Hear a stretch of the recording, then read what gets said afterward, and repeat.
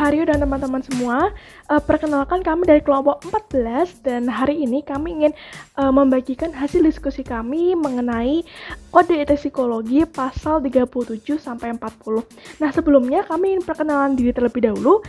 Saya Elena Susanto dengan NIM 20E10068. Saya Bernadetta Rindu Anawijaya dengan NIM 20E10067. Perkenalkan, nama saya Jonanda Ditya Pradana dengan NIM 20E10069. Saya Melia Milana Kalanta dengan NIM 20E10070. Perkenalkan, nama saya Jocelyn Astagi Widajat dengan NIM 20E10071. Nah, baik teman-teman, sekarang saya akan menjelaskan yang pertama mengenai pasal ke-37, yaitu tentang pedoman umum. Dalam pasal ini terdapat 3 ayat ya teman-teman. Yang pertama, pendidikan adalah proses pengubahan sikap dan tingkah laku individu atau kelompok maupun komunitas yang bertujuan membawa ke arah yang lebih baik melalui upaya pengajaran dan juga pelatihan. Yang kedua, pendidikan dalam pengertian ini termasuk pendidikan bergelar dan non-gelar. Nah, pendidikan bergelar sendiri yaitu program pendidikan yang dilaksanakan oleh perguruan tinggi. Sedangkan pendidikan non-gelar adalah kegiatan yang dapat dilaksanakan oleh perguruan tinggi, himsi, asosiasi atau ikatan minat, dan atau praktik spesialisasi psikologi atau lembaga lain yang kegiatannya mendapat pengakuan dari himsi. Dan yang terakhir atau yang ketiga, pelatihan merupakan kegiatan yang bertujuan membawa ke arah yang lebih baik dan yang dapat dilaksanakan oleh perguruan tinggi, himsi, asosiasi atau ikatan minat, dan atau praktik spesialisasi psikologi atau lembaga lain yang kegiatannya mendapat pengakuan dari himsi teman-teman.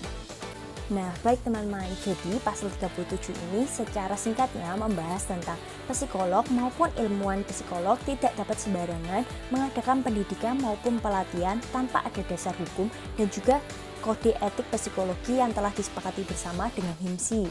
Nah, di samping saya ini sudah ada beberapa contoh implementasi dari pasal 37 ini teman-teman. Yang pertama, seperti yang kita ketahui, Universitas Indonesia itu mengadakan pendidikan bergelar untuk para masyarakat yang menginginkan mendapatkan gelar psikologi. Kemudian yang kedua, ada seminar yang dilaksanakan oleh himsi dari Kalimantan. Ini merupakan salah satu kegiatan pendidikan non-gelar teman-teman. Dan yang terakhir, ada pelatihan yang berada di bawah naungan perguruan tinggi. Nah, jadi ini sekian penjelasan saya mengenai pasal 37, selanjutnya akan dijelaskan oleh teman saya.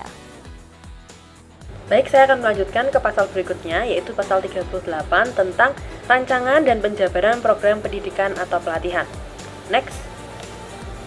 Ayat yang pertama berisi psikolog atau ilmuwan psikolog yang bertanggung jawab atas program pendidikan dan atau pelatihan mengadakan langkah-langkah yang tepat untuk memastikan bahwa program yang dirancang memberikan pengetahuan yang tepat dan pengalaman yang layak untuk memenuhi kebutuhan. Jadi di ayat pertama ini itu adalah tentang tanggung jawab seorang psikolog untuk memastikan bahwa rancangan pendidikannya itu tepat dan benar, tidak salah ataupun tidak asal-asalan. Ini adalah suatu tanggung jawab yang dimiliki psikolog untuk mengecek lagi bagaimana rancangan pendidikan yang dibuat. Next. Untuk ayat kedua berisi psikolog dan atau ilmuwan psikolog mengambil langkah yang memadai guna memastikan penjabaran rencana pendidikan dan atau pelatihan secara tepat dengan materi yang akan dibahas, dasar-dasar untuk evaluasi kemajuan dan sifat dari pengalaman pendidikan.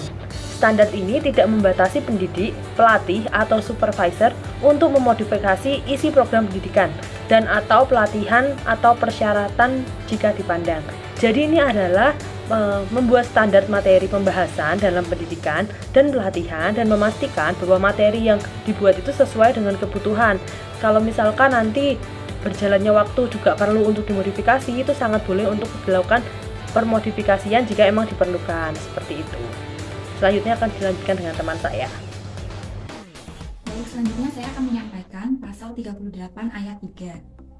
Psikolog dan atau ilmuwan psikologi menyusun program pendidikan dan atau pelatihan berdasarkan teori dan bukti-bukti ilmiah dan berorientasi pada kesejahteraan peserta pendidikan dan atau pelatihan jika psikolog atau ilmuwan psikologi menggunakan program yang telah disusun oleh pihak lain. Maka ia seyogyanya mendapatkan izin penggunaan program tersebut atau setidak-tidaknya mencantumkan nama penyusunan program. Menyusun materi berdasarkan teori ilmiah dan mencantumkan sumber materi apabila berasal dari sumber lain selain psikolog dan ilmuwan psikolog. Selanjutnya adalah pasal 38 ayat 4. Psikolog dan atau ilmuwan psikologi dalam melaksanakan pendidikan dan atau pelatihan diawali dengan menyusun rencana berdasarkan teori yang relevan, sehingga dapat dipahami oleh pihak-pihak lain yang berkepentingan. Psikolog dan atau ilmuwan psikologi membuat desain pendidikan dan atau pelatihan, melaksanakan dan melaporkan hasil yang disusun sesuai dengan standar atau kompetensi ilmiah dan etik. Langkah-langkah dalam pendidikan ataupun pelatihan adalah dimulai dengan teori yang relevan, membuat desain pendidikan, melaporkan hasil pendidikan sesuai dengan kompetensi. Selanjutnya saya akan menyampaikan contoh kasus. Seorang tenaga pendidik telah memberikan materi dan pelatihan kepada peserta didiknya. Namun, ternyata setelah dievaluasi, materi dan pelatihan yang telah disampaikan itu tidak sesuai dengan yang diharapkan atau dapat disebut tidak tepat sasaran. Hal ini mungkin dikarenakan pendidik terlalu terpaku pada teori dan program-program yang sebelumnya sudah pernah ada. Namun, ternyata situasi dalam dunia pendidikan saat ini yang sedang dihadapi oleh para pendidik itu sudah berbeda dengan beberapa waktu yang lalu. Selanjutnya adalah analisis kasus tersebut.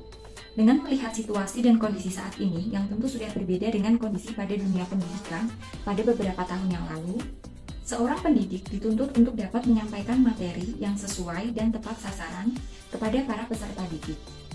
Oleh karena itu, pendidik diminta untuk dapat lebih kreatif dan dapat melakukan pengubahan atau modifikasi pada materi yang disampaikan kepada para peserta didik, agar apa yang diberikan, program yang diberikan kepada peserta didik itu dapat sesuai dan tepat sasaran. Hal ini sesuai dengan pasal 38 ayat 2. Oke teman-teman, sekarang saya mau menjelaskan soal pasal 39 dari Kode Etik sendiri. Nah, Kode Etik Psikologi pasal 39 itu bunyi seperti ini teman-teman. Psikolog dan atau ilmuwan psikologi mengambil langkah yang tepat guna memastikan rencana pendidikan dan atau pelatihan berdasar perkembangan kemajuan pengetahuan terkini dan sesuai dengan materi yang akan dibahas serta berdasarkan kajian teoretik maupun bukti-bukti empiris yang ada.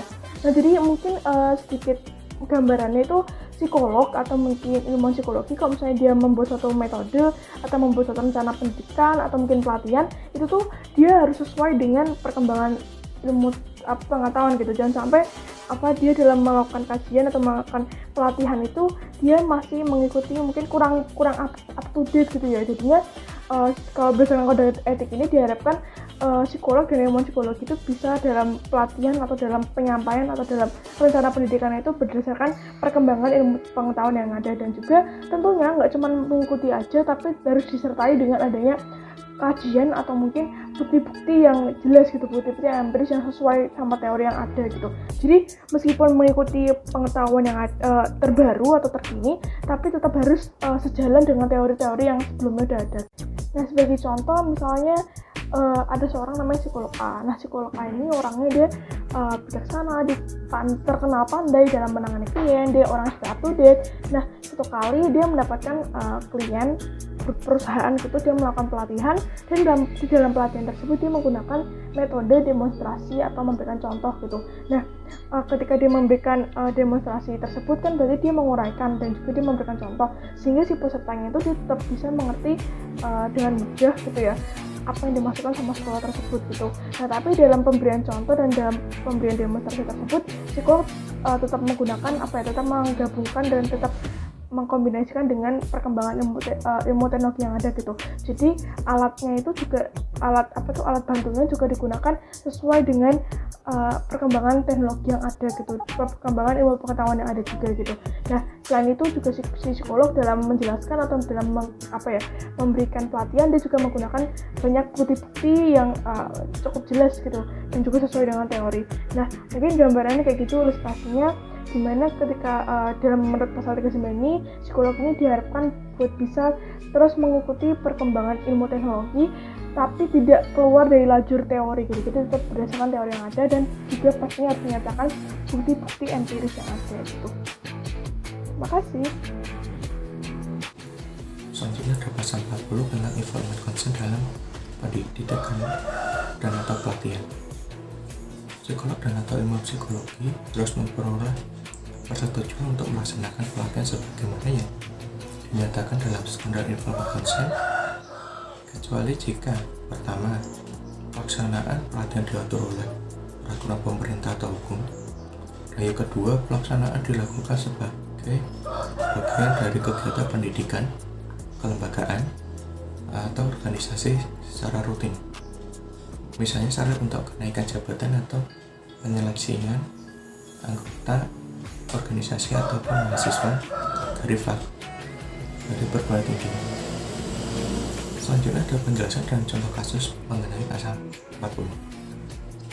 Pengertian dari standar informed consent sendiri tercantum dalam kode etik psikologi pada pasal 20 tentang informed consent. Teman-teman bisa melihat dan membaca sendiri di kode etik IPSI. Singkatnya, informed consent merupakan lembar persetujuan yang ditandatangani oleh subjek penelitian dan saksi yang akan menjalani proses di bidang psikologi yang meliputi penelitian pendidikan atau pelatihan, asesmen, dan intervensi psikologi. Seperti yang telah disebutkan di awal, dalam pasal ini terdapat dua pengecualian dalam informed consent. Pertama, apabila pelaksanaan diatur oleh pemerintah atau hukum, misal ketika Kementerian Kesehatan Republik Indonesia akan mengadakan pelatihan tentang kesehatan jiwa untuk tenaga kesehatan di puskesmas, melibatkan psikolog sebagai narasumbernya. Kedua, apabila pelaksanaan dilakukan di bidang pendidikan, kelembagaan, atau organisasi. Untuk kasus misal pengukuran tingkat kecerdasan, bakat, dan tipe kepribadian sebagai syarat untuk masuk dalam dunia kerja, atau pelatihan psikologi yang diadakan oleh perguruan tinggi ataupun organisasi untuk menyeleksi para pendaftar. Nah, mungkin sekian presentasi dari kelompok kami, kelompok 14.